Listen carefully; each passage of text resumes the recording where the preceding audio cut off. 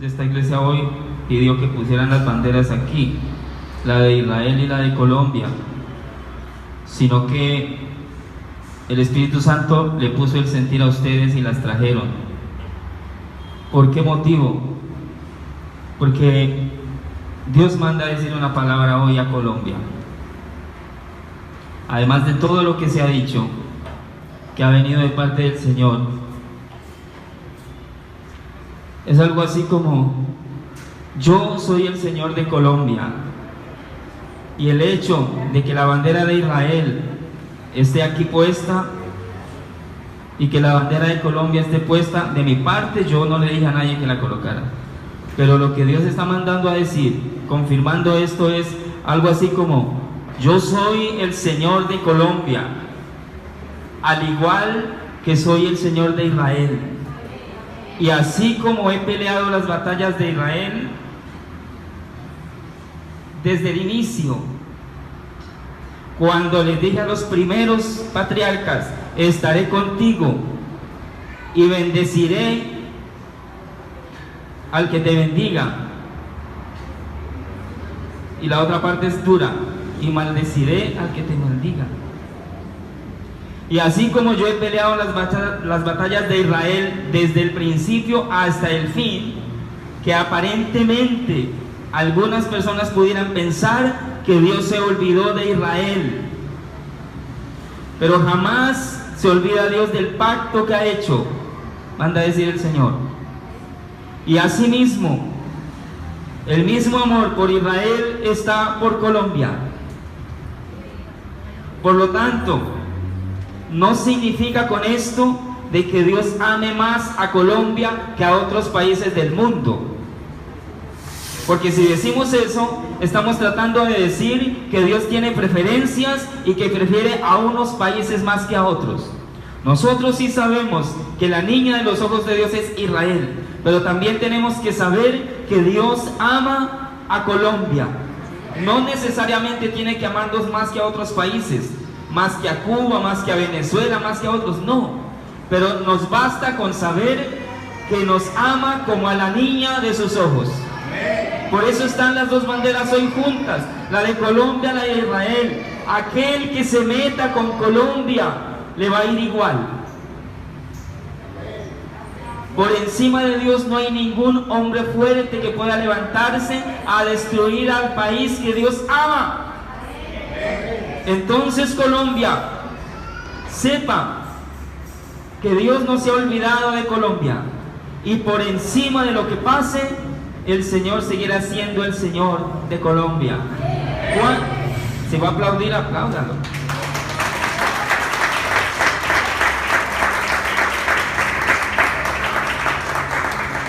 Ahora, ¿cuántas personas hay aquí en este lugar menores de 25 años? Por favor, pónganse de pie.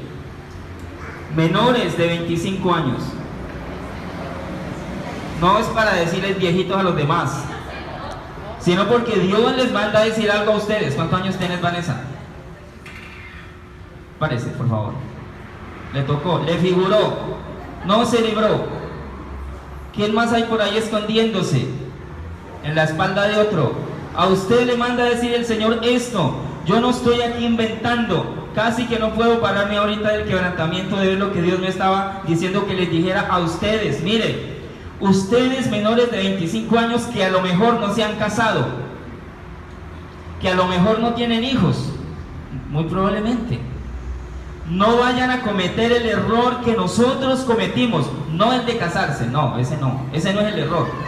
El error que nosotros hemos cometido es que muy probablemente a ustedes no les enseñamos a conocer un Dios de verdad, sino que les enseñamos una religión barata, una religión de acomodamiento. Y entonces ustedes a lo mejor les va a tocar aprender cosas ahora en el camino, pero a ustedes les está encargando el Señor la responsabilidad de la generación que viene naciente.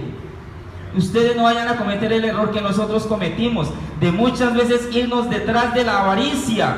Nosotros, como padres de ustedes, nosotros como pastores nos hemos ido detrás del acomodamiento, detrás de la avaricia, detrás del ego, detrás de los problemas de pareja. Nos la hemos llevado aplastados viendo televisión, metidos en el WhatsApp. Nos la hemos llevado peleando con la mujer y hemos perdido la presencia de Dios por maltratar a la mujer, y la mujer ha perdido la presencia de Dios por no sujetarse, por cada uno querer mandar en la casa, y hemos perdido el tiempo. Ustedes no vayan a cometer el mismo error. Si se van a casar, cásense, pero miren bien a qué perro van a jalar del rabo, porque miren, el problema es meterse mal metido. Cásense, pero cásense bien, bajo el propósito de Dios. Porque ustedes van a tener que enseñarles a la generación que viene a morir por Jesucristo. Y si ustedes no están bien parados, van a tener problemas. Eso les manda a decir el Señor, además de lo que les dijo ahorita.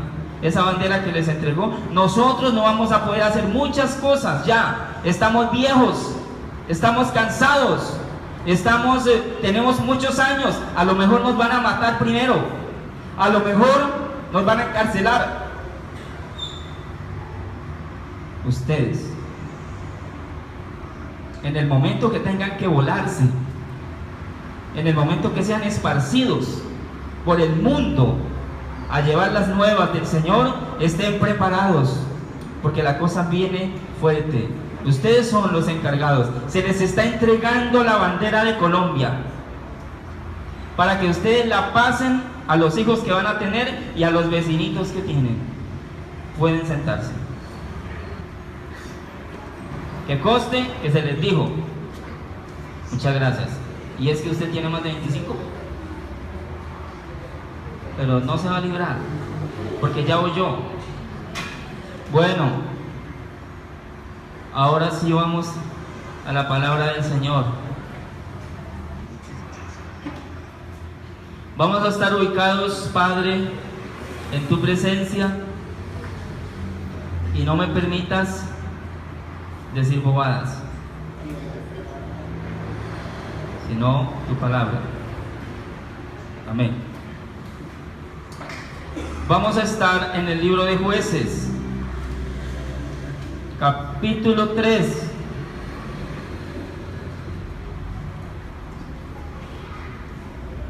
Si usted le quiere colocar nombre a esta enseñanza, colóquele así: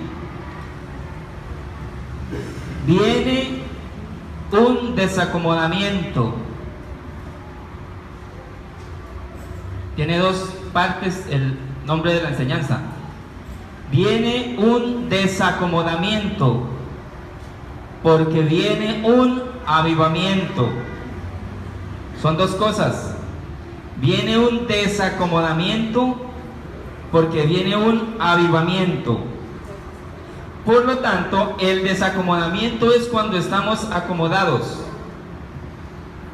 y el avivamiento es porque no estamos avivados. ¿Cierto? Jueces capítulo 3. Para poder ubicarnos en el capítulo 3 de Jueces, ubiquémonos en el contexto histórico de Jueces. Y vamos a leer versículos para información. Vamos a leer desde el capítulo 2 de Jueces, versículo 8. Dice así, Jueces capítulo 2, versículo 8. Si no tiene Biblia, hágase al lado de un cristiano. Versículo 8, capítulo 2. Pero murió Josué, hijo de Nun, siervo de Dios, siendo de 110 años, y lo sepultaron en su heredad en Timnat Sera, en el monte de Efraín, al norte del monte de Gaz. Y toda aquella generación fue reunida a sus padres, o sea, murió. Y se levantó después de ellos otra generación que no conocía al Señor, ni la obra que Él había hecho por Israel. Después los hijos de Israel hicieron lo malo ante los ojos del Señor y sirvieron a los Baales.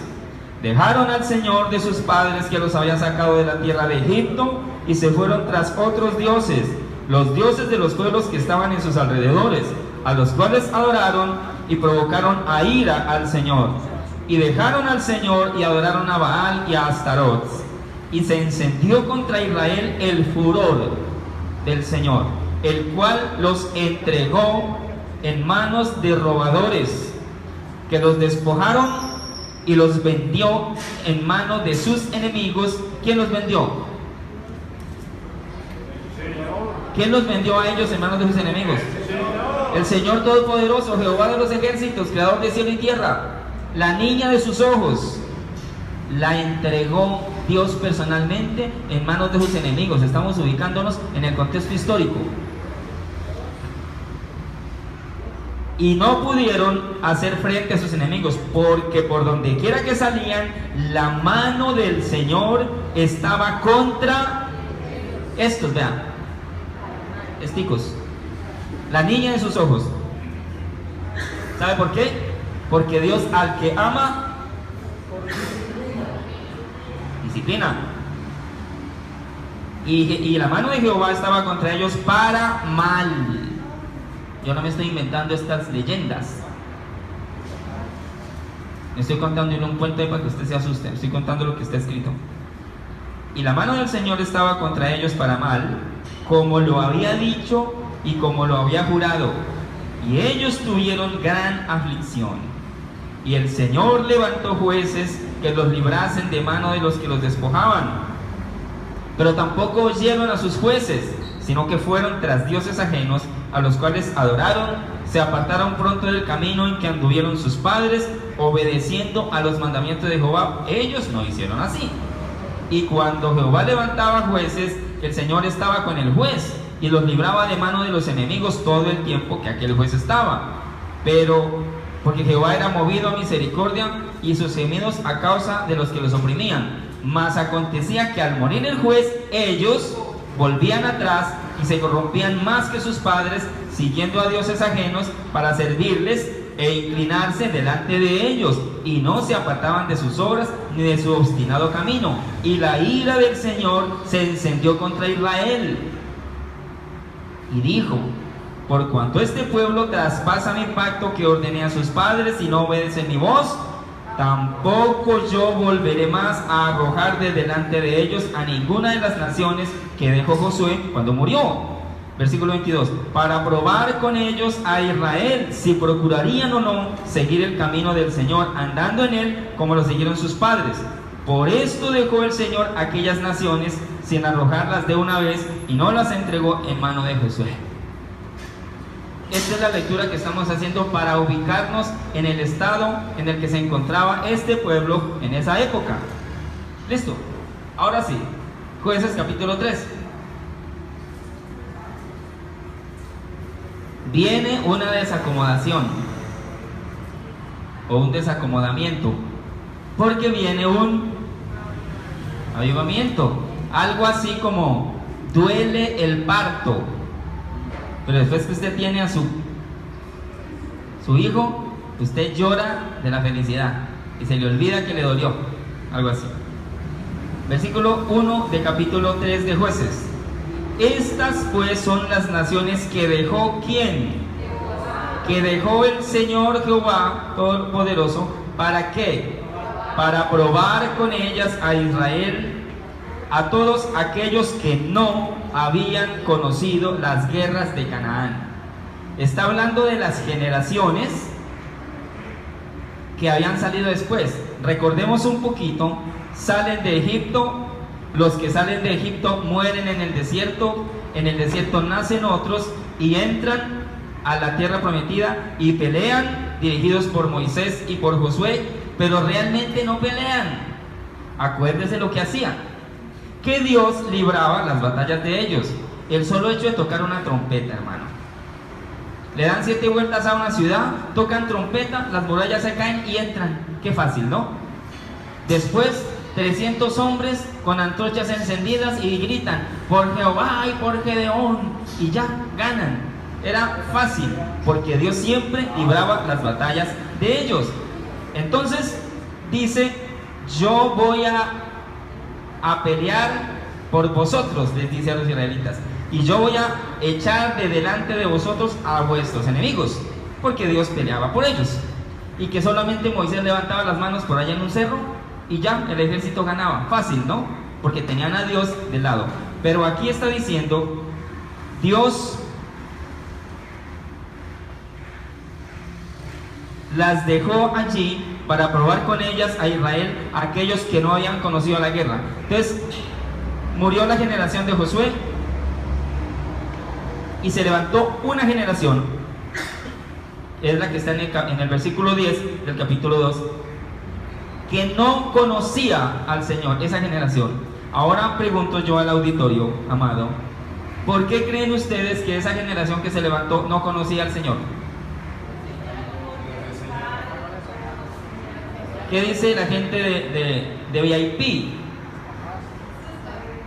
La gente de VIP dice que la generación que se levantó no conocía al Señor porque sus padres no le habían enseñado a conocer a Dios, porque les enseñaron a adorar a los Baales. Es correcto. Guarde eso que usted dijo, porque ahora le vamos a caer encima por lo que dijo. Que esto me cae a mí también, por supuesto. Estamos ubicándonos en la problemática de Israel. Entonces la generación, los padres de esta generación que no conocía al Señor, tuvo la responsabilidad de enseñarles a conocer a Dios. ¿Pero qué hizo? Pues no lo hizo. Simplemente no lo hizo. Entonces, sigamos leyendo. Versículo 2.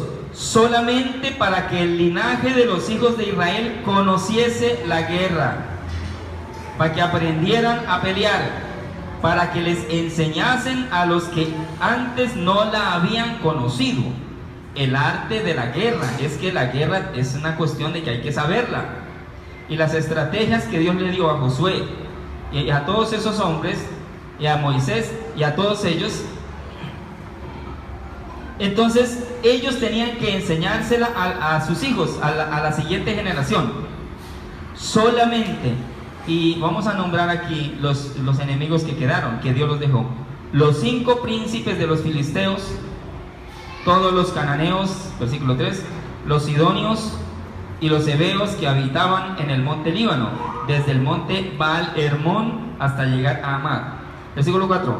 Y fueron para probar con ellos a Israel, para saber si obedecerían a los mandamientos del Señor que Él había dado a sus padres por medio de Moisés. Estamos hablando de Israel. Prepárense, porque después la cogemos con Colombia. A ver cómo salimos. Versículo 5. Así los hijos de Israel habitaban entre los cananeos, heteos, amorreos, fereceos, heveos y jebuseos. Versículo 6. Y tomaron de sus hijas por mujeres y dieron sus hijas a los hijos de ellos y sirvieron a sus dioses. Hicieron pues los hijos de Israel lo malo ante los ojos del Señor, y olvidaron al Señor su Dios y sirvieron a los Baales y a las imágenes de acera. Y la ira del Señor, versículo 8, se encendió contra Israel. Y no les sigo leyendo lo demás porque nos ponemos a llorar. Ubiquémonos entonces. Primero, ¿cuál era el propósito inicial de Dios con esta generación? Primer propósito que Dios tenía era que lo conocieran, porque dice: se levantó una generación que no conocía al Señor. El pueblo de Dios, la niña en los ojos de Dios, no conoce a Dios. ¿Cómo la ve? La niña de los ojos de Dios, el linaje del cual había de venir el Mesías, no conoce a Dios. Dígame, ¿se está enredando la cosa? ¿Hay problemas? ¿Hay que actuar? Sí, hay que actuar. Entonces, ¿quién entra en acción? Dios mismo. Y Dios, cuando se trata de que lo conozcamos, va a hacer lo que tenga que hacer con tal que usted y yo lo conozcamos. Porque Él es Dios, y por su inmensa misericordia, por su inmenso amor es que actúa, porque el final es el amor de Dios. Entonces Dios interviene allí y comienza la prueba. El propósito de Dios, primero, que lo conocieran. Segundo, que pelearan. Usted sabe cómo una mamá león, ayer hablábamos de un gato, pero hoy aumentemos el nivel, digamos que es un león. ¿Cómo una mamá león le enseña a su cachorro a cazar? Listo, National Geographic, 30 segundos. está el cachorro de león aquí y está la mamá león ahí. La mamá león llega y ataca a un venado, lo hiere, lo deja medio muerto, pero no muerto, sino que se pueda mover, y le pone el cachorrito, y el cachorrito lo agarra y juega y le pega y hasta que finalmente lo mata y comienza a comer. Le enseña a cazar. Así son los animales, así también son las aves de rapiña, los águilas, etcétera, etcétera. Y entonces, para aprender a la guerra, pues hay que guerrear.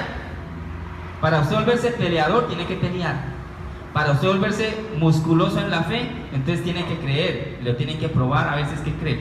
Entonces Dios, como quería que este pueblo aprendiera la guerra, le dejó unos enemigos por ahí chiquitos, para que peleara con ellos. Y le voy a decir lo que le dejó dicho Dios a ellos. Váyase por favor a Deuteronomio capítulo 6. Le voy a decir el problema en el que estaban los hijos de Israel. Deuteronomio capítulo 6 era el propósito que Dios tenía. Capítulo 6, ¿ya? En Deuteronomio capítulo 6 dice así, con inspirado acento, dice así. Listo, Deuteronomio 6. Deuteronomio capítulo 6, 5, 6 y 7. Y amarás al Señor tu Dios. Primero, versículo 4. Oye Israel, Jehová nuestro Dios, Jehová uno es. Y amarás al Señor tu Dios de todo tu corazón, de toda tu alma y con todas tus fuerzas, con todas, no con la mitad, con todas. Listo, ahora sí viene lo segundo. Y estas palabras que yo te mando hoy estarán siempre en tu corazón y las repetirás por eso jóvenes, a tus hijos, y hablarás de ellas estando en tu casa, altar familiar, andando por el camino, rumbo al colegio, al acostarte. Eso de que usted se queda dormido viendo televisión y que coge el niño de que se cansó y se quedó dormido de ver televisión y usted lo tuvo que acostar, ya vamos a parar eso. Eso es una alcahuetería de nosotros. Usted dirá, y yo también, ¿cierto? Y cuando te levantes, apenas se levante, ¿qué le tiene que repetir? Pues que el Señor uno es y que amarás al Señor tu Dios de todo tu corazón y con todo. Eso es lo que hay que repetirles. Y las atarás como señal en tu mano y estarán como frontales entre tus ojos y las escribirás en los postes de tu casa y en tus puertas, en la puerta de la nevera, en la puerta del baño. Usted está en el baño y ¡pum! Ahí al frente le queda. Y amarás al Señor tu Dios. Y cuando... listo. 7. Ahora, lo siguiente que le ordenó a Israel, Deuteronomio 7, del 1 al 4. Ahora viene lo otro. Deuteronomio capítulo 7. Cuando el Señor tu Dios te haya introducido en la tierra en la cual entras para tomarla y haya echado de delante de ti a muchas naciones, ¿recuerda? Al Eteo, al Gergeseo, al Amorreo, al Cananeo y al Fereceo, al Heveo, al Jebuseo y a 7 naciones mayores y más poderosas que tú. Como eran más mayores y más poderosas que tú, le tocaba al Señor echarlas, porque Israel no podía.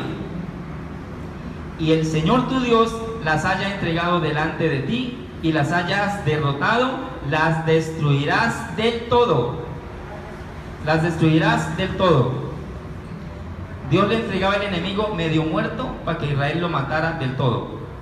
Las destruirás del todo. No harás con ellas alianza, ni tendrás de ellas misericordia, y no emparentarás con ellas. ¿Qué es emparentar? Mezclarse, casarse, crear vínculos. Eso dicen ustedes. Listo, así es. No emparentarás con ellas.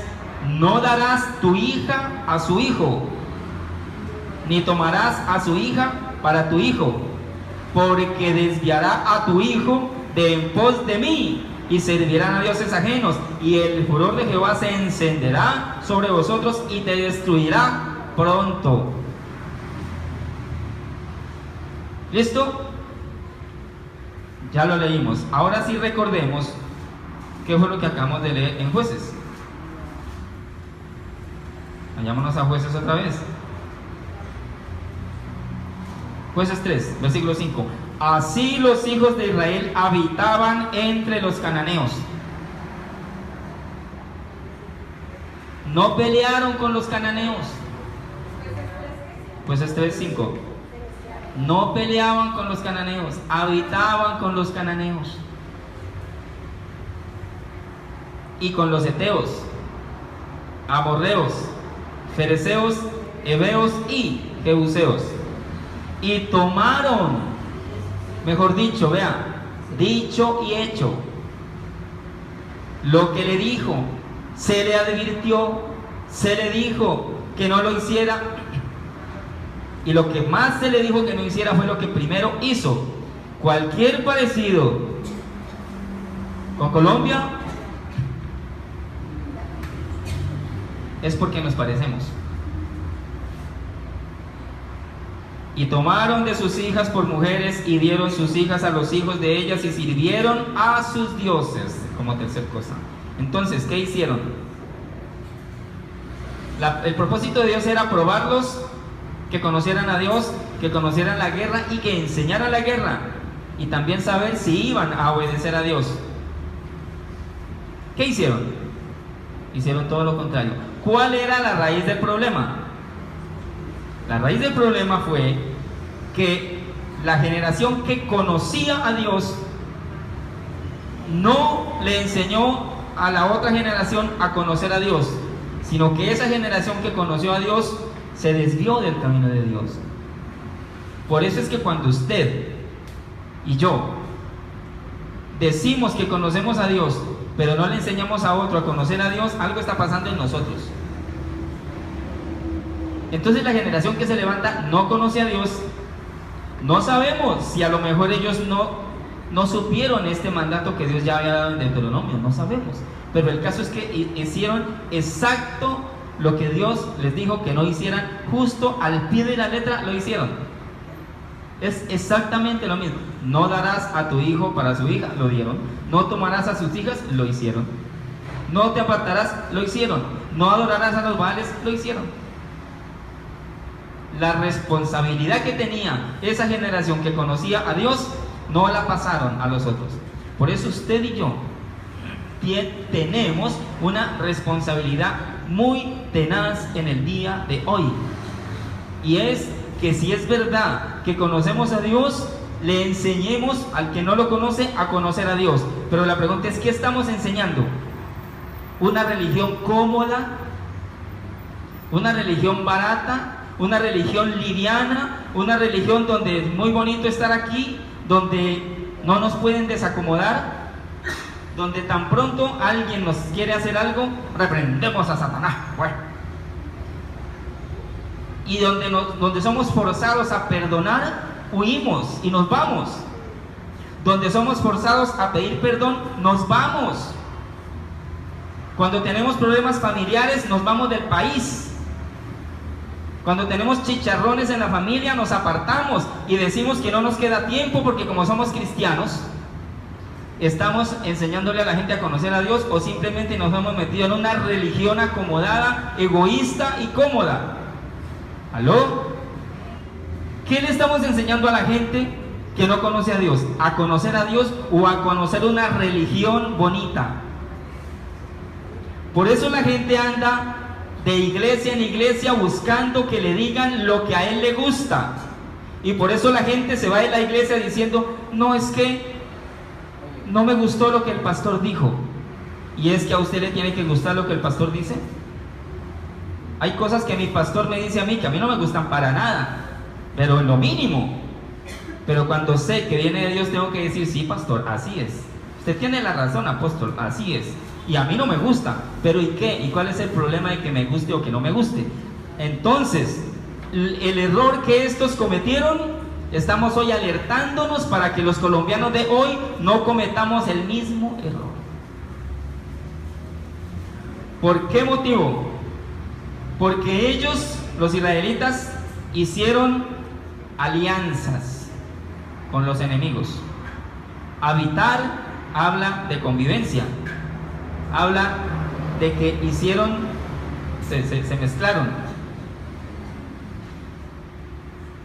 Había mucho distractor. ¿Usted no le parece que una muchacha bonita es un distractor para un joven? ¿No o sí? Sí. Una muchacha bonita es un distractor para un joven. Y un joven bonito es un distractor para una muchacha. Si este joven es el hombre que Dios le mandó, y si es el tiempo, aleluya, gloria a Dios, bienvenido.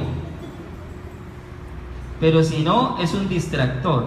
Y a estos israelitas Dios no les había mandado a conseguir mujer con los enemigos. Por lo tanto fue un distractor y una desobediencia. Se mezclaron. ¿Qué es mezclarse? ¿Qué es mezclarse? A ver. ¿Usted sabe cuando usted en alguna época ha sido revolvedor de mezcla? Yo sí, revolví mezcla para pegar ladrillo y repellar. No solamente he sido músico, también he repellado y he pegado ladrillo y he revuelto mezcla. Es coger la arena y coger el cemento y para tantas carretadas de arena, tantos bultos de cemento y dele con la pala. Y dele pala hasta que el cemento y la arena queden mezclados. Por eso se llama mezcla. Entonces el pueblo de Dios se mezcló. Y el pueblo de Dios, en vez de pelear, en vez de hacer guerra y enseñarla, se acomodó. Por eso no les enseñaron a sus hijos la guerra, porque ellos no estaban peleando con el enemigo. Ellos estaban conviviendo con el enemigo. ¿Cuántos de nosotros, Iglesia de Colombia, cuántos de nosotros, Iglesia de Colombia, estamos? ¿Cuántos de nosotros estamos peleando con el enemigo? ¿O hemos hecho alianzas con él? ¿O nos hemos vuelto amigos y estamos acomodados y le estamos enseñando a nuestros hijos a acomodarse? ¿Cuántos de nosotros? Pero yo no estoy hablando de guerra de armas, de plomo, granadas. Estoy hablando de la guerra de Efesios capítulo 6, cuando dice que nuestras armas son espirituales. ¿Cuántos de nosotros le estamos enseñando a nuestros hijos a vencer las batallas en las rodillas delante del Señor? ¿Cuántos? ¿O nuestros hijos están viendo en nosotros el ejemplo de un tipo conflictivo, problemático, que no se deja de nadie, y es que a mí el que me hace me la paga, y usted va por la calle y saca la cara y le menta la palabrota al otro, y usted no se deja de nadie, y sus hijos lo están viendo? Esa es la guerra que les estamos enseñando a nuestros hijos. Por supuesto, lo primero que van a hacer ellos es macheteros, cuchilleros y plomeros. Pero ¿qué tal de perdonadores somos nosotros? ¿Qué tal de pedidores de perdón somos nosotros? ¿Qué tal de soportadores de la prueba somos nosotros? ¿Y qué tal de comprometidos con Dios somos nosotros? ¿Y qué tal de cómodos somos nosotros? Iglesia de Colombia, había mucho distractor, alianzas familiares, alianzas políticas y alianzas religiosas. Las alianzas están aquí. Habitaban entre los cananeos, versículo 6, y tomaron a sus hijas, alianzas familiares, y sirvieron a sus dioses, alianzas religiosas. ¿Sabe qué es? Ahora ya el enemigo no era enemigo, sino que era el consuegro. Su enemigo ya no es su enemigo, sino que ahora ya es su cuñado. Los israelitas, ¿cómo iban a pelear? Pues por supuesto, la razón por la cual esta generación que se levantó no conoció a Dios es porque no se le enseñaron. Porque no había peleas, no había guerra, había una paz. Y hubo un acuerdo de paz en esos días entre Israel con los cananeos, heveos y jereseos. Y el acuerdo de paz lo firmaron. ¿Sabe cómo lo firmaron? Con un acta de matrimonio. Dígame si es un acuerdo efectivo y bonito. Es un acuerdo muy bonito, firmado entre Israel con los cananeos, fereceos y jebuseos, que Dios había dicho que había que destruirlos. Hicieron un acuerdo de paz. firmado con un acta de matrimonio. Se acabó la guerra. Ya no hay guerra entre israelitas y cananeos. ¿Por qué? Porque es que ahora ya somos de la familia. Mire qué bonito. Hay cosas muy bonitas que están acá. Génesis capítulo 3. El árbol del conocimiento del bien y del mal. Mire, aquí está el bien. Esto es bueno. Pero aquí también está el mal, en el mismo árbol. Y acá está una raíz que se llama el mundo. Entonces, el propósito 2016, Dios y Colombia. Ahora ya no vamos a ponerle la cámara a la bandera de Israel, sino que la vamos a poner a la bandera de Colombia. Acá, vamos nosotros a Colombia. 2016, República de Colombia, 2 de octubre, día del plebiscito.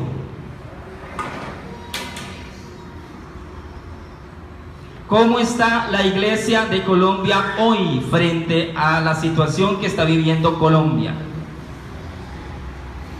¿Cuál será el propósito de Dios según esto que está pasando? Viene un desacomodamiento para la iglesia de Colombia. ¿Y sabe quién es el que trae el desacomodamiento para la iglesia de Colombia? Hay temor al decirlo. ¿Qué creen ustedes que está provocando el desacomodamiento para la iglesia de Colombia? ¿Quién? A ver, ¿el diablo? ¿Los acuerdos de La Habana? ¿El acuerdo de paz? Dios está provocando un avivamiento en Colombia. Y entonces, como no quisimos, mire, es que no quisimos, igualitos a los israelitas. ¿Cuántas veces Dios ha hablado por medio de sus siervos los profetas? Y Dios ha dicho a pastores de Cali, de Bogotá, de Colombia: busquen mi presencia. ¿Y cuántos hemos sido sordos a la voz de Dios? Únanse, decía Dios, trabajen en equipo, perdónense. Ah, pero usted ve pastores de enemigos. Hombre, y entonces ese versículo que dice: mirad cómo se aman. Pastores que no se hablan, pastores que no se saludan, se dividen, pelean entre ellos, se demandan. Los justos en el tribunal de los injustos. ¿Y cuántas veces Dios habló a Colombia? Trabajen en equipo, búsquenme. Pero una denominación lanza un candidato al Senado y otra denominación lanza otro candidato al Senado, y ellos son rivales entre sí y son cristianos. ¿Ah? Hay un evento unido en el estadio, pero el pastor tal hizo su propio evento. Lo van a invitar y él dice: no, gracias, yo ya tengo mi propio evento.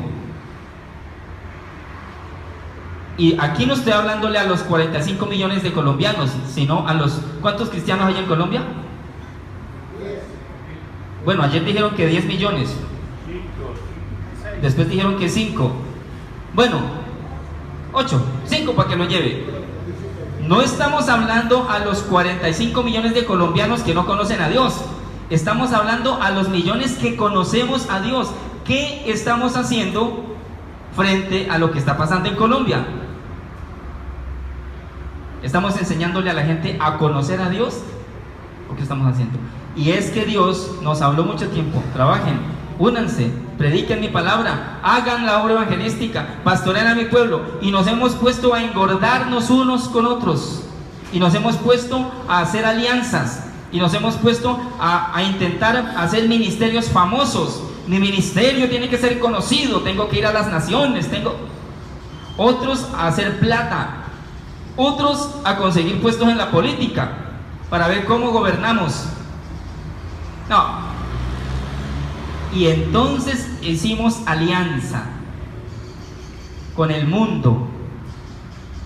El propósito es que nosotros, como iglesia de Dios en Colombia, le enseñemos a una generación a que no es bueno ser cómodo, porque nosotros ya lo fuimos y no hicimos nada. Dígame, ¿usted es cómodo? Diga sí. yo también soy cómodo, mire qué sabroso. Una vida como la que llevamos nosotros es muy cómoda. Vea, usted se levanta y dice, ay Señor, gracias porque todo me lo has dado. Y claro, Dios nos ha dado todo. Después, gracias Señor por estos alimentos. No sé qué. Nos duele la cabecita y nos venimos, pum, a que oren por nosotros y se nos quita.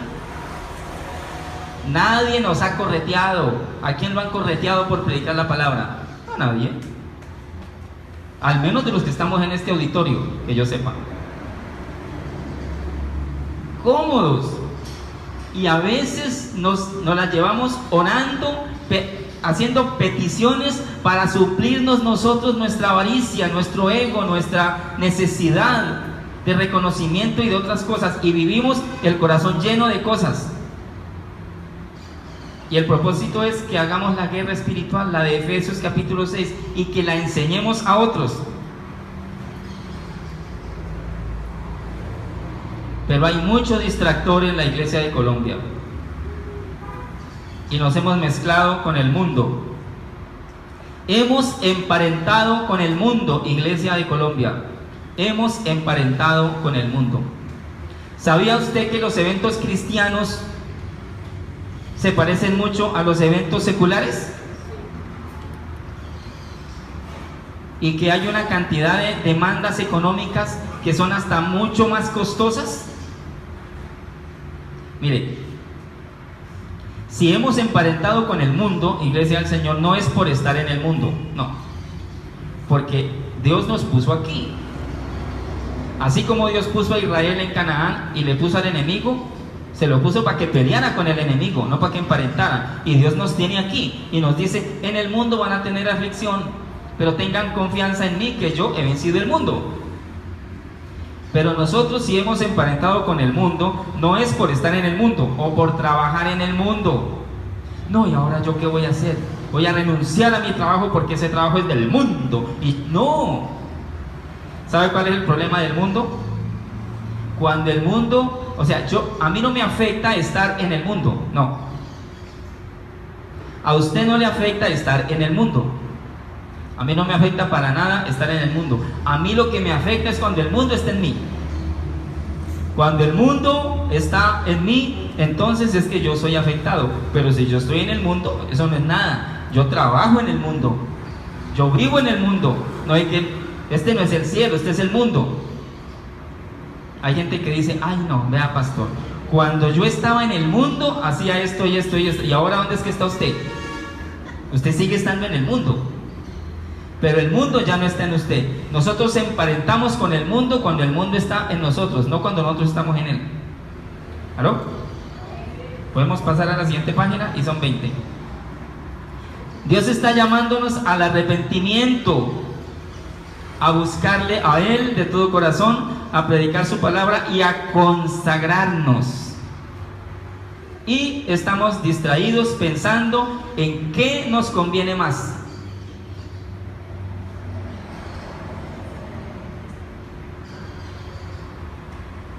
Y esto es delicado lo que voy a decir ahora.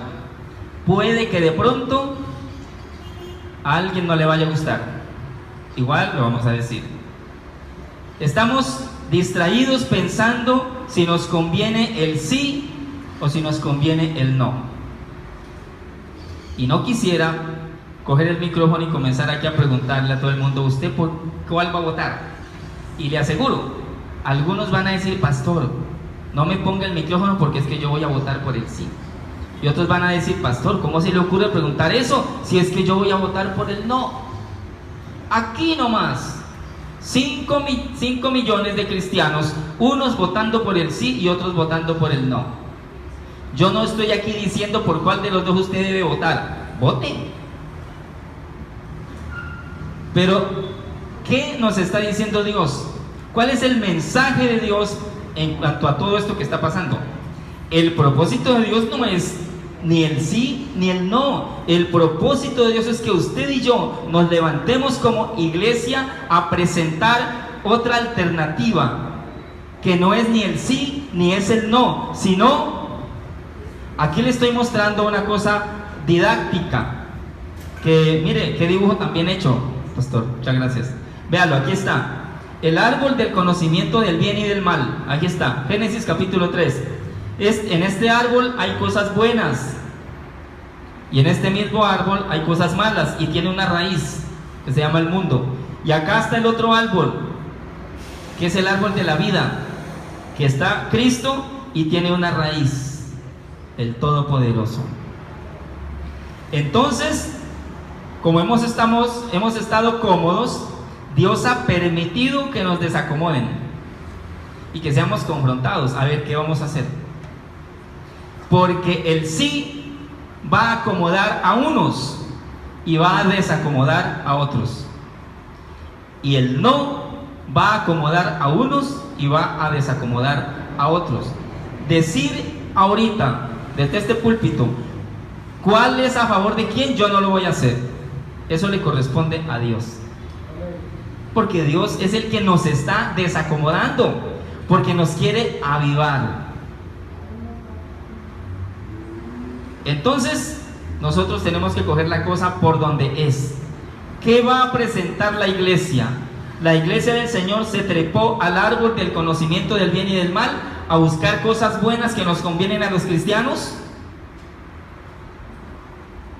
Es que el árbol del bien y del mal tiene cosas buenas, pero el bien del árbol del bien y del mal es igual de malo que el mismo mal. ¿Me hice entender? El bien del árbol no es igual a este bien, no es el mismo, no.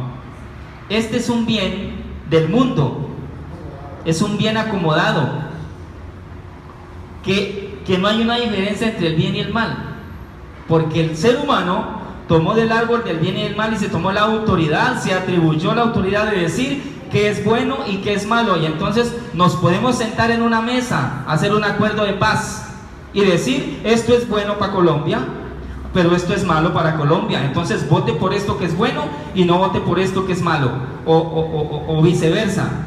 Esos acuerdos de paz no van a servir a menos que Dios, a menos que nos bajemos de este árbol del conocimiento del bien y del mal y nos subamos acá en el árbol de la vida, que es Cristo. Amén, iglesia. Porque el árbol del bien y del mal hoy le dice bien a una cosa y mañana le dice mal a lo mismo que le dijo bien hace un tiempo. Y entonces podemos orarle a Dios para que gane el sí, y podemos orarle a Dios para que gane el no. Y el que vaya a votar por el sí, me imagino que oró y dijo: Señor, aquí voy. Me imagino que oró, ¿cierto? Y el que va por el no también oró y dice: aquí voy, Señor, por el no. Y entonces, ¿sabe a qué nos parecemos? Esta también va a ser dura. Nos parecemos a los hinchas del Deportivo Cali y del Deportivo América. Y vamos a decir, esto es un ejemplo nomás. Sí, vamos a decir que esta parte de acá son hinchas ¿de quién quieren ser hinchas? No, pues divididos, sí, el Junior por ahí. Vea, aquí hay gente del Nacional, Santa Fe, yo hasta el Atlético Pasto han de haber. Pero digamos que estos son hinchas del América. Listo, no vayan a decir que no, por 30 segundos son hinchas del América. Ustedes son hinchas del Cali y hay un clásico en el estadio. Ustedes, como no son pandilleros, no son macheteros, cuchilleros ni de plomo, ustedes lo único que hacen es: Señor, te pido que gane el América, ¿cierto? Señor, el América, tu mano poderosa, y sé tú en los pies de los futbolistas, los bendigo, Señor, para que gane el América. Y estos de acá, que son iguales de santos, que tampoco son pandilleros, también: Señor, intercediendo para que gane el Cali. Eso se llama comodidad. Queremos que Dios haga el milagro que nosotros queremos, y el Señor en medio, entre la espada y la pared, mirando qué equipo va a ganar. Y en el Cali hay mafia, y en el América, ¿no? En el América hay mafia y en el Cali también. Hay torcidos en el América y torcidos en el Cali. Dinero lavado en el uno y en el otro, y nosotros cristianos hinchas de ellos. ¿Habremos hecho, el mundo estará en nosotros o no?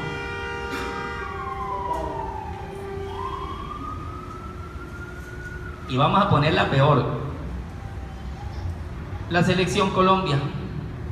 y ya nos unimos todos, ustedes y ustedes, ya es por la selección Colombia. Orando. ¿No ve que yo he oído cristianos orando para que la selección Colombia gane? Y no he oído los de la selección Brasil porque no he ido a Brasil, pero sé que allá hay mucho cristiano, Miguel, orando para que la selección de Brasil gane. ¿Vos estuviste en el mundial en esa época? Fue Daniel el que estuvo. Los hermanos de Brasil intercediendo para que la selección de Brasil gane, y los hermanos de Colombia también. ¿Estaremos acomodados? ¿Y a usted qué le importa y a mí que gane? Y entonces Dios dirá, pues que pierda Colombia, para eso los amo, y entonces pierde Colombia. Gloria a Dios que los cristianos no, pero así nos puede estar pasando con un acuerdo mundano basado en el bien del árbol del bien y del mal. Iglesia, vamos a tener problemas, pero acuérdese, vamos a tener dolores de parto, pero vamos a parir. Vamos a tener dolores de parto con este desacomodamiento que vamos a tener, pero vamos a dar a luz, y es un gran avivamiento. ¿Aló? ¿Usted imagina a Dios entre la espada y la pared hoy?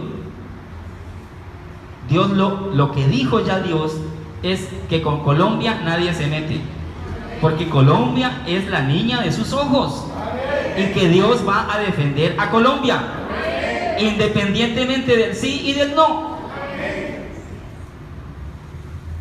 Claro, creo que hay división de pensamiento. Cuando un hermano me dice, pastor, ¿usted sí sabía que yo voy a votar por el sí? Le digo, no, yo no sabía. Y vengo de otro y me dice, pastor, ¿usted sí sabía que yo iba a votar por el no? No, tampoco sabía. Aquí nomás. Y como le dije, Dios no es un Dios de confusión. Para mostrarle a uno el sí y para mostrarle a otro el no, ¿cómo hizo Dios? Entonces estamos distraídos. La iglesia del Señor no se puede distraer con esta situación que está pasando en Colombia, porque esta situación que está pasando en Colombia, el único propósito que Dios tiene con nosotros es que nos pongamos en cintura, que busquemos a Dios de verdad, que nos desacomodemos y que nos preparemos para un gran avivamiento que muy probablemente puede ser por una persecución, puede ser que nos acorralen. Mire, tan sencillo, hacía tiempo que no ayunábamos aquí, pero ayer aquí un poco de gente ayunando, buscando al Señor.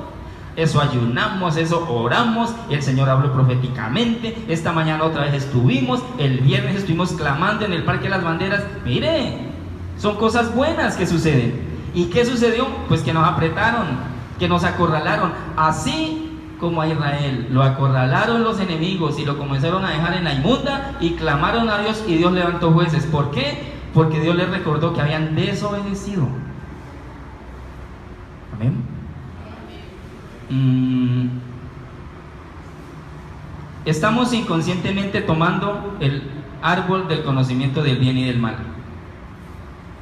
Eso ya lo había dicho, pero lo vuelvo a decir. El árbol de vida que estaba en el mismo huerto, dice Génesis 3. Este es el árbol de vida que es Cristo y que es Dios. Y este es el árbol del conocimiento del bien y del mal, el que funciona en el mundo, que tiene como raíz el mundo. Entonces, el bien del mundo, el bien del árbol, es igual de mal que el mal. Lo que Dios quiere es que le busquemos y que nos desacomodemos. ¿Cuántos estamos dispuestos a desacomodarnos? Vea, ya no es tiempo de que usted esté peleando con su esposa. Problemas de parejas. El Señor lo necesita a usted y a su esposa para que interceda, y usted es que peleando. Ay, no, estoy aburrido, pastor, con mi esposa, porque de esto y lo otro. Ay, no, pastor, estoy aburrida con mi esposo. Perdiendo el tiempo usted y yo con problemas de pareja, perdiendo el tiempo con hijos que ya son mayores de edad, que deberían tomar la decisión de ver si es que van a caminar al Señor o no. Perdiendo nosotros el tiempo sosteniendo el cañazo del cristianismo. Es que eso es un cañazo. Si nosotros no estamos en la presencia del Señor, es un cañazo de costumbre, una religión que se nos pasan los años. Mire, estamos viejos. Mire, yo llevo como 26 años de ser cristiano, hermano, y todavía con las mismas mañas. Debería darme vergüenza estar en lo mismo. Por eso, usted joven, no coja las mañas que le vio a su papá. Ah, es que mi mamá es cristiana. Pues sí, claro. ¿Y usted va a ser igual de mañoso que su mamá? ¿Usted va a ser igual de mañoso que su papá? Que mis hijos no tengan los problemas que yo tengo. Que el Señor tiene que hacer una obra en nosotros. Efesios 6 dice: nosotros no tenemos lucha contra carne ni sangre, sino contra principados y potestades. Esa es la guerra espiritual de la que estamos hablando, que usted y yo le vamos a enseñar a la generación. ¿Qué vamos a hacer a partir de mañana? Mañana. Porque hoy a las 4 de la tarde sabemos qué pasó. Hoy a las 4 de la tarde, de 4 en adelante, sabemos qué pasó, cuál ganó. ¿Qué vamos a hacer mañana? 5 millones de cristianos en Colombia. ¿Qué vamos a hacer mañana? Si gana el sí, ¿qué vamos a hacer? Y si gana el no, ¿qué vamos a hacer? Vamos a tener inconvenientes. ¿Qué vamos a hacer? Lo único que nos va a salvar, el Dios de Israel. Él, buscándole de todo corazón.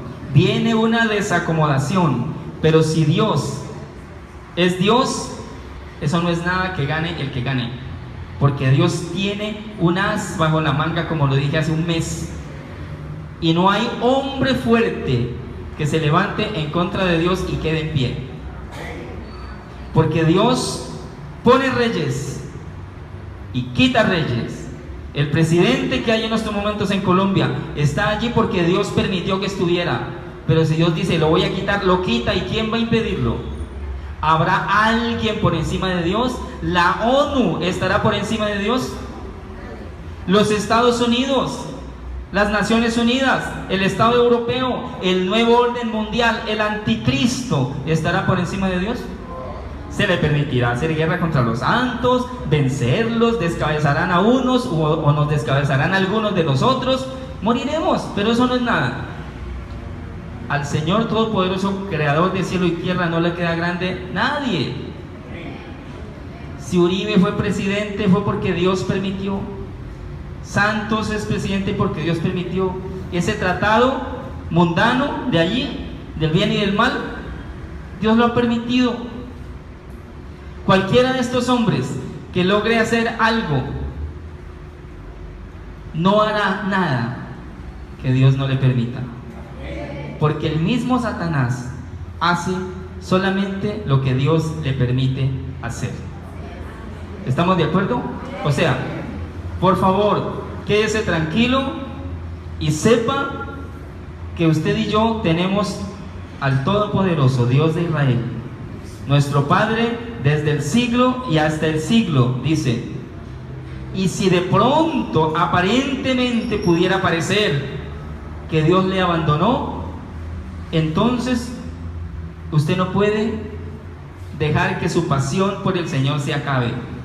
Si usted siente que ha perdido la pasión y que siente temor, entonces puede ir donde los ancianos para que oremos por usted. Amén. Dios va a arreglar esto. Un acuerdo conforme al mundo es un acuerdo del mundo. No perdamos el propósito de Dios. Mire, Jesucristo vino a la tierra en la peor época de Israel. ¿Usted sabía eso? Vea, Jesucristo, ¿por qué no vino a la tierra en la época del rey David? Eso lo dijimos anoche. Creo que antes se había dicho ya. ¿Usted se imagina a Jesucristo naciendo en la época del rey David? Eso hubiera sido un carambola y bola. El rey David, un hombre conforme al corazón de Dios, y para acabar de completar nace el Mesías, y dice que Jesús, hijo de David. No, pues Jesucristo hubiera crecido en el palacio, se lo lleva de una vez para el arca, 5,000 cantores cantándole a Jesucristo el día que nació. Qué belleza, ¿no? Qué bonito. ¿Y por qué Jesús no nació cuando el rey Josías celebró la Pascua en Israel? ¿Por qué no nació en ese tiempo? ¿Por qué no nació cuando dice que Israel tuvo paz con todos sus enemigos? Porque el rey Usías estaba haciendo lo recto ante los ojos de Jehová y que Dios lo prosperó. ¿Por qué no nació el Mesías ahí? ¿Por qué no nació el Mesías cuando el rey Salomón sacrificaba 1000 bueyes en Israel? ¡Pum! Nace Jesús. 1000 bueyes para el Señor. ¡Qué adoración! No. Jesús nace. El Señor Todopoderoso viene a la tierra en una época oscura, más oscura que la época de Colombia. Mire, Colombia, los uribistas, los liberales, los conservadores, las FARC, los paramilitares, los santistas, ¿cuáles otros? ¿Perdón? ¿Y eso qué es? Ah, los grupos criminales, los reggaetoneros.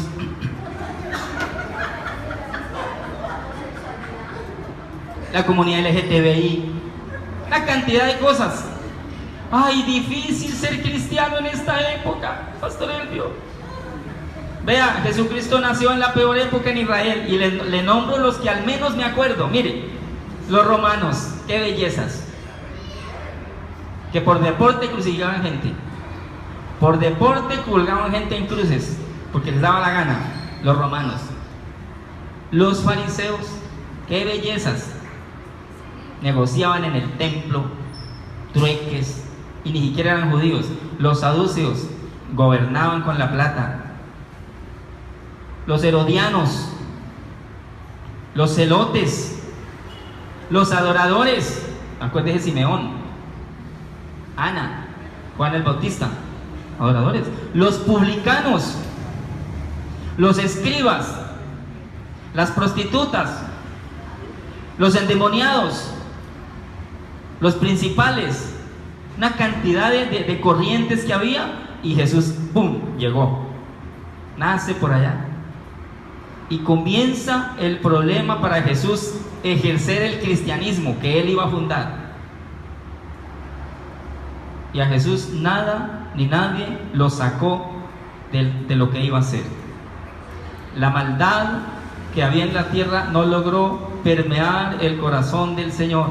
Él hizo lo que tenía que hacer y enseñó lo que tenía que enseñar. Donde tuvo que esconderse, se escondió. Y donde tuvo que salir en público, lo hizo. Y dice, y lo intentaban matar, pero no pudieron porque no había llegado su hora. El día que a usted y a mí nos llegue la hora de morir por el Señor, ese día moriremos. Escondámonos donde nos escondamos. Y si el Señor nos lleva antes de... pues, como eso es lo que queremos, ¿cierto? ¿Y qué tal que no?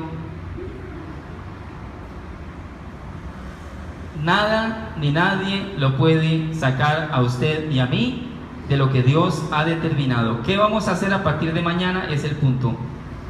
Jóvenes, ¿qué vamos a hacer? Y la gente que tiene más de 25 años, pues somos todos, ¿no? ¿Qué vamos a hacer? ¿Vamos a cambiar el estilo cómodo que tenemos?